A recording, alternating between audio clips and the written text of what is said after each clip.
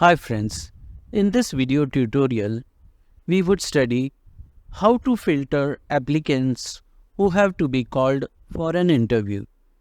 Now here we are supposed to satisfy two criteria. First is the sum of the scores, that is portfolio score plus application package score should be greater than or equal to 13, and each score must be greater than or equal to 5. For example, take a look at the candidate number 4, Ananya Sharma. Here you can see 9 plus 4 equals to 13. So she matches the first criteria, but you can see her score in application package is less than 5. Hence, she would not be invited for interview. So let us see how to filter the candidates who match the criteria using nested ifs in Power Query.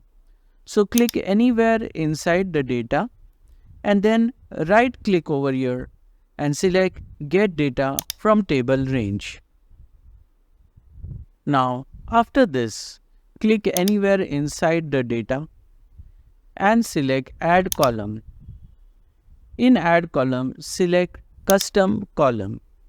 Now for the new column name, we'll give the name as Interview.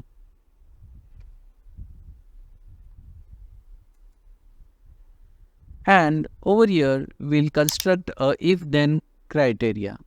So our first criteria would be if. Now if what?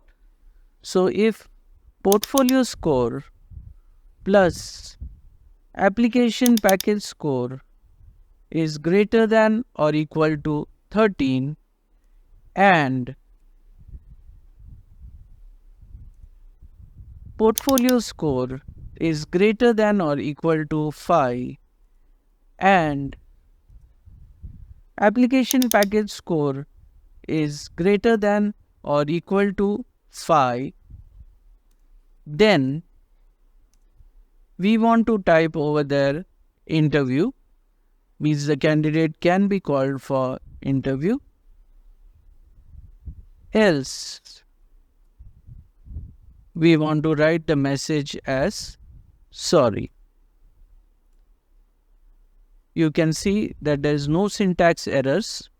We can click on OK and you'll get one new column with all those people who are selected for interview with the word interview written.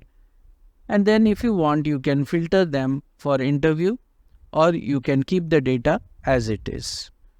To bring back your data to your original sheet, click on Home and select Close and Load.